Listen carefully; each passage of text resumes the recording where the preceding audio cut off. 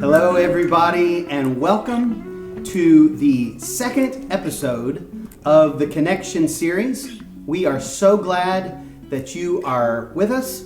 Welcome to our living room on Easter Sunday.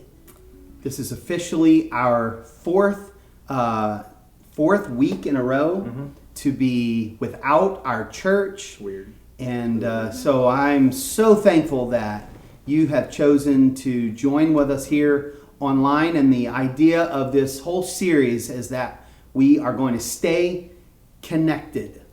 Tonight, we are going to be hearing from Pastor Don Martin in Tulsa, Oklahoma.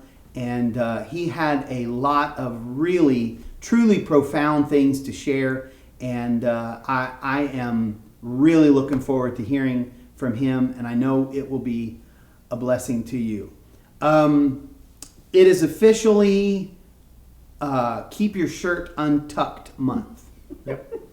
The month of April. It's a national holiday in some countries, but we are observing it, Matthew and I. And then, especially in Untuckistan, every April. I've actually seriously considered moving to Untuckistan. It's a chill country. Hey, but like the Indian outfits, their shirts are never. Oh yeah, when they tucked in. dress. You know what? I don't even want to hear from the girl who gets to wear this. This. I have to wear with the tucking and the cinching, and it looks so bad. I feel like I'm wearing a marshmallow. Wait a minute, I'm not wearing a marshmallow. No, you're not. I am a marshmallow. You're not. Okay, you're not fat. I just want to thank all those people out there that love us in spite of ourselves and our faults. I want to say to Dennis and Vicki Barnes, our neighbors right down the street, we love y'all. And thank you so much for your kind words today. It really, really meant a lot to us. Okay, I'm going to stop being silly for a minute. You and Matthew had a great morning. Yes, so today's Easter, and this is always a big deal at our church in Westport. We always have a big Easter egg hunt, and so we didn't get to do that. So me and Matthew went and delivered bags. And Can I stop you just for a second? Yeah. You look really pretty today. Thank you. You really do. Her cheeks changed color. Well, she's kind of attractive. Please carry on. Okay. We played Easter Bunny today. That's what we did. Yeah, Matthew was the Easter bunny. He's working on that. But anyway.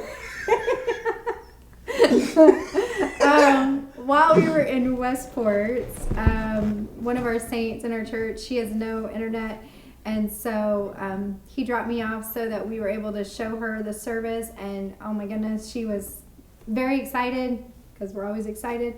She was very excited to be able to watch and see the kids. If you didn't get to see our Westport service, our kids were amazing, and then the band, of course, our pastor did an incredible job on our service, but it was wonderful service, and she was able to be a part of that today. So it was nice to be able to go and do that. We really miss our kids and our church family so much. I might have got to see Parker, maybe. Secret. Well, the good news is Comeback Sunday it's coming. We don't know for sure when, but it's coming. And I am going to spend every day talking about it and preparing for it, that when we finally get to come back to church, we're going to be ready. We're going to be there in body, mind, and spirit. Yes, very excited. We're absolutely looking forward to it. I don't know if there's anything you can do. I know we're supposed to be social distancing, but people like, you visited today. I mean, somebody with no internet, no nothing. I don't know how we could, during non-social distancing, during social distancing, how we could reach out to people like that, because they're so isolated right now. Like, leave a Or note, just showing them how to put get groceries online. on their doorstep. I don't know, something like just Yeah. try There's to a lot connect of with them. people doing that. It's incredible humanity. Everybody reaching out to one another. It's been a beautiful time. Yeah. Beautiful time. It's interesting.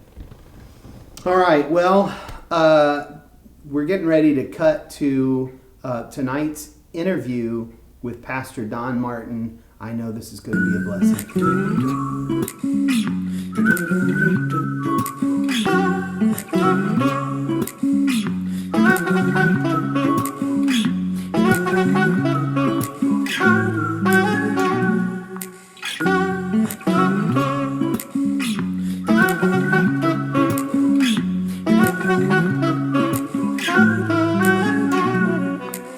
Good evening.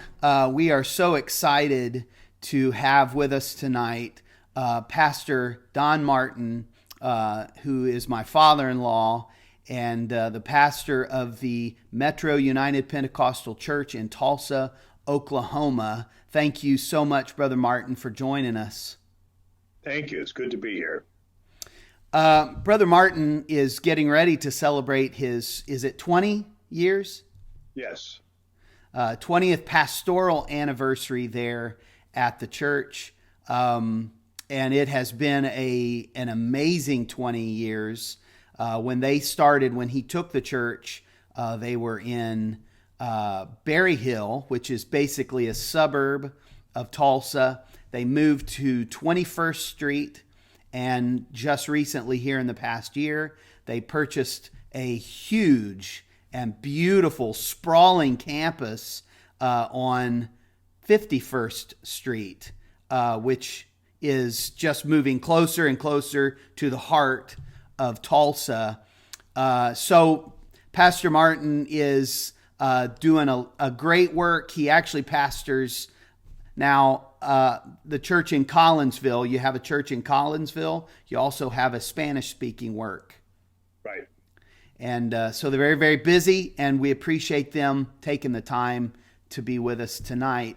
Now, Brother Martin, you have been hit, your church has been hit very, very hard by this coronavirus. Would you tell us a little bit about that? Yes. Of course, it was like the 1st of March, and we had no idea what coronavirus was. One of our good men, Brother Merle Dry, been with me for the whole 20 years I've been here.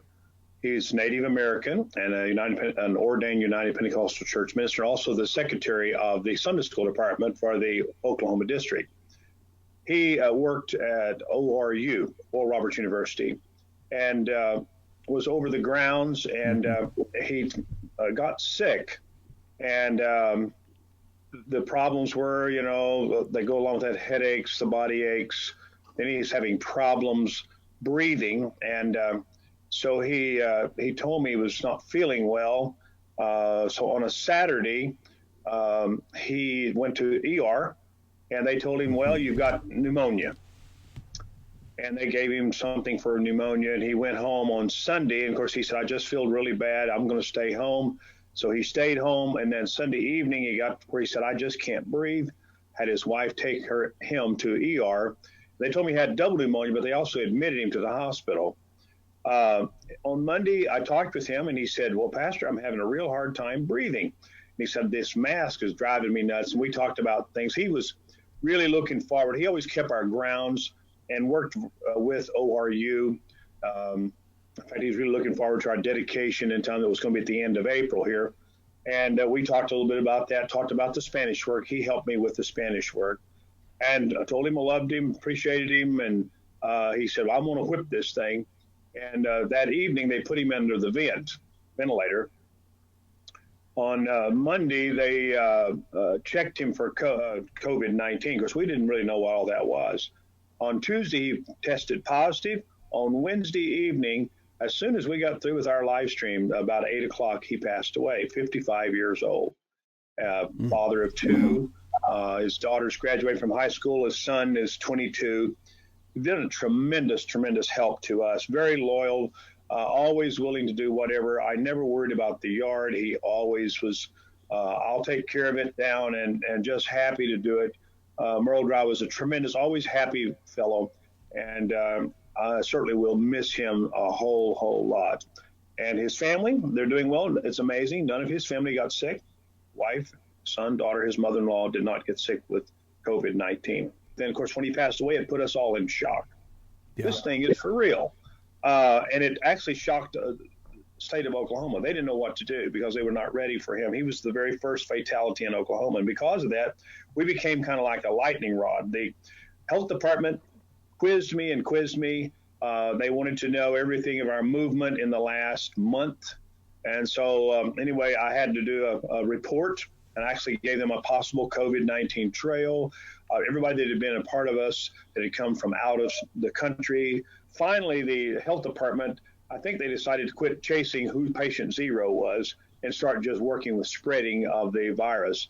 Well, I remember my own deal. I got headaches, body aches, sickness. You want to sleep all the time. So you actually, you tested positive. I did. I did not know what it was. I went to the doctor, and the doctor told me I had the flu.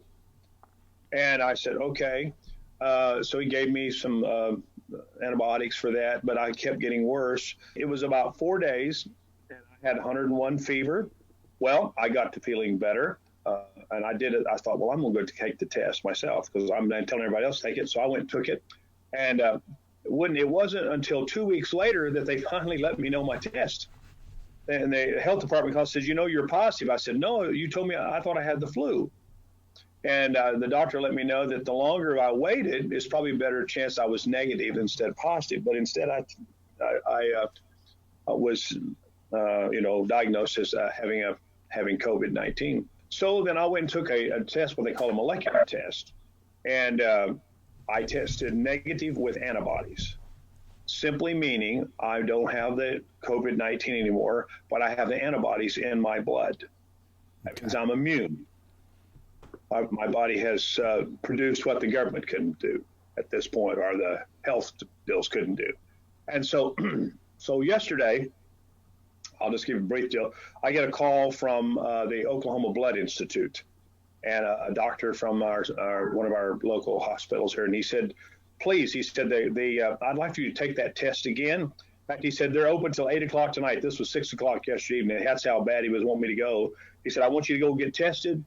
And if you're negative again, I want you to join the plasma pool so we can save lives. He said, we've got a lot of people that are very, very sick, and plasma of those who've recovered is very helpful. Let me just say this. We have had at least 20 people that got sick, but we've had them everywhere from 80-something to, that were in their 20s that got sick, but they're recovering. Yesterday, I went to Sam's Club, and I ran into a man that I like to go eat at his place. He's a Mideasterner. He's a Jordanian, but he has a Mideastern restaurant. I like to eat his leg of lamb he's got over there, and he's got falafel and a lot of Mideastern foods. It's really good. Yeah. And anyway, he come to me. He had on gloves. He had a mask on. And he looked at me and he said, Preacher, you guys have got to start stopping some of this gloom and doom. He said, I'm going to tell you the truth. Monday, I'm going to tell you the truth. I was so upset and so depressed. I didn't go to my shop. I stayed at home and I cried all day long. Wow. And he just said, somebody's got to start talking positive. And he said, all they're telling us is death. And I told him, I said, I got to give you some good examples. I said, I was positive. And I'm not. I'm going to be able to help somebody. I said, I've had 20 people, and they're all recovering. And I said, there's life after COVID-19. When it hits you like it hit us, it really does. The truth of the matter is we've had about 5 people that have passed away in the last 2 or 3 weeks. Not all that has to do with COVID. Some of that has to do with old age. I think they all tested positive. But right now I've learned something about the media, and I kind of tend to believe that anyone that's dying now has got COVID-19, and they're just using the figures. But 2 of them I know were old age. I talked with both of them, and they told me, I'm ready to go home. I'm tired. And it had nothing to do with COVID-19. They just quit eating. They were ready to go home. And one was a lady in our church. She'd been a member of our church for 79 years. Absolute miracle. Her dad was a pastor of this church in the 40s. And Wow. she went on to meet her reward. She was 85, I think. Then we had another man passed away. I believe he was 88. And then another man that was associated with the church. His son goes to our church. He did come ever so often. He had other health issues. Then we had a young man that was 22, and his folks go to our church, to our Spanish church. He was a young Spanish guy, and just had a little baby boy about a month ago, married, and anyway, he worked at Quick Trip over here, one of the convenience stores, and he passed away with COVID-19. So what my deal is this. Now I am beyond, I'm on the other side of it. And, it was when they tell you got COVID-19, it's like giving you a death sentence. You don't know if you're going to die. You don't know if you're going to live. You don't know how bad it's going to be. And so consequently, this Sunday for Easter, and of course, I'm being very careful to, we do social distancing as well as we are quarantining ourselves, and we're not having services. I know some people's going to try to have different parking lot services and different things. My thing is I'm working with the authorities. I want them to know I am compliant. I'm not trying to be rebellious, and I do believe in religious freedom. At the same time, I love my church people, and I've already lost several folks. So it's a very serious matter with me. It's not just a matter of religious freedom. I want to be sure that we have life. And anyway, going on down. So this Easter Sunday, my sermon is going to be life after a death sentence. And the idea is, when they tell you that you've got COVID-19, it could be your death sentence, but there's life afterwards. And I have many, in fact, I have about 4 testimonies of people that some of them are couples that all tested positive for COVID-19, but today they've been tested negative and they're back in the workforce. 3 of them are involved in the medical field. And they are very happy to be back working. And God knows who he can trust with a trial sometimes. And because the trial of your faith can be more precious than gold. In First Peter there can be really good. And then, of course, you think of Paul in 2 Corinthians. He said, we're troubled on every side, yet we're not distressed. We're perplexed, but not in despair. Persecuted, but not forsaken. Cast down, but not destroyed. That's really the truth. Yeah. How do you respond to problems? If the church is really strong, and you find out what people are made of when you go through trials. I've seen this. It's like that. I think Brother Klein just wrote the book on the power of the bounce, but some of the points that he brings out is very, very good. You fall. You don't know how far you're going to fall. That's part of it. And you're wondering, is there an end to it? Yes, there's an end to the fall. You will hit rock bottom. I don't know how soon.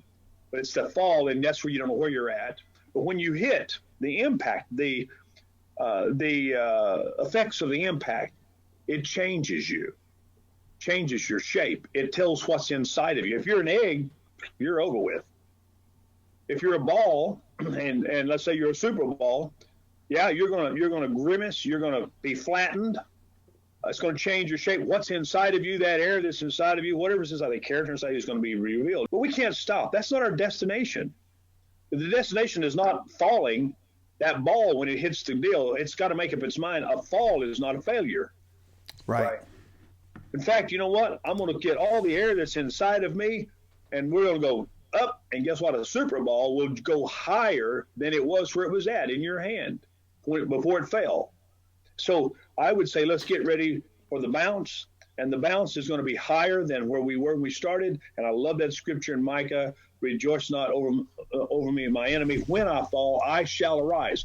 Get enough character, get enough inside of you that says, nope, I'm not stopping. In fact, we're going to go even higher, Of course, even my own, it made me recognize my family. I love my family very much, Brother Aaron and Sister Misty Airwood, and of course my son, Brother Jeremy, and Sister Misty Martin also, and of course my grandkids.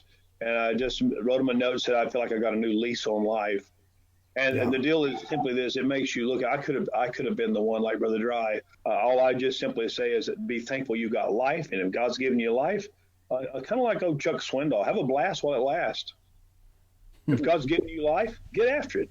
Yeah. And so he's given me new lease on life. You better believe it. I am ready. You know, I've been knocked down, but I'm not knocked out. And when I come up, enemy, I'm telling you what, we're going to do greater than we've ever done. And so all I just simply say is maybe we are being trusted with a trial and tested for a testimony. At the same time, there's life after COVID-19. And I want to encourage them. If they're sick, don't be afraid to own up to it. You know, hey, take the bull by the horns, as they used to say. Yeah. I'm going to live. It's going to be okay. And when you get through, you're going to be immune. Anyway, I'm looking forward to the rest of my life. And that's why you do it, you know. Yeah. Well, I was going to say, you made me think sometimes we just take life for granted and we don't value the individual day. We think a day's just a day, and whether I use it or waste it or you know, I it always makes me cringe when I hear somebody say, I can't wait for tomorrow or I can't wait for next week, which basically just means the next 5 days, they're meaningless. You know, I'm going to just throw these days away, and, you know, because there's something I'm looking forward to. But hearing you talk makes me think I want to take this day and make it count. Yeah. Well, and then you start recognizing, you know, in fact, at almost every funeral, at Brother Dry's funeral, for instance, he lived 30,638 days. From death to from when he was born to when he passed away, 30,638 days. And I always use that scripture to help me to, you know, Lord, help me to number my days, that I may apply my heart unto wisdom. Everybody's got a life number. You know, they talk about sleep numbers on their sleep number beds. Everybody's got a life number. If we all knew our life number, boy, it would certainly, you know, well, I've got, 324 more days left. It would be unreal. But we do have life numbers. And so that's why it says, teach me to number my days that I may apply my heart unto wisdom. And definitely, you'll start applying your heart to wisdom. You know, priorities, it's kind of like life can change like that. Yeah. You know, and it's kind of like I use that little funny little thing about Chippy the parakeet. And Chippy the parakeet, one moment he's perched peacefully in his little cage. The next moment he's been sucked in, washed up, and blown over. You say, well, what do you mean? Well, his owner decided that she would clean his cage out with a vacuum cleaner. And so he's sitting on the perch. And so she's cleaning with the vacuum, and the phone rings. And so she leaves the vacuum cleaner in the cage and runs to get the phone. And when she does, all of a sudden, next thing Chippy knows, he don't know what's going on. The world has changed. He's got soot all over him. He's not sure he's going to live. And then, amazingly, then the owner, she just absolutely freaks out, drops the phone, goes over, tears the vacuum cleaner open. And here's little Chippy. So she runs in there and washes him off in the lavatory. And then what any good bird owner do? Oh, he's so wet and shivering. So she takes a hairdryer and starts to dry him off. So, you know, there he was. He was sucked in, washed up, and blown over. You know, and that's what happens to us sometimes. It can happen just that quick. Yeah. And the thing is, but you know, the thing is, you don't have to let those events end your life. You know, keep singing, get back up on the perch again. You know, Chippy's going to be okay. You know. So. Yeah. Pastor Martin, thank you so much for taking time to speak to us today. And I want you to know that you are in our thoughts and prayers. You have been for days now.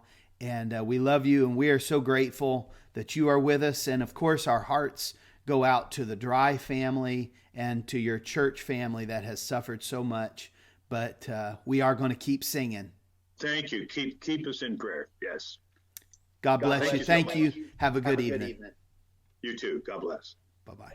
Wow. Thank you again, Brother Don Martin, for that tremendous interview. Thank you for your time, and thank you for the spirit that you have. We're going to keep you in our prayers, and we're just going to keep on singing back here in Indiana. We're going to keep on keeping on. We're going to keep on living and thanking God for every day and making the most of every opportunity. I hope you'll take a moment to share this series with somebody. just click that share button. We would appreciate it very much. And until tomorrow night at 7 o'clock, we'll see you later. God bless you. Happy Easter and have a good night. Happy Easter. Happy Easter. Happy Easter. Bye.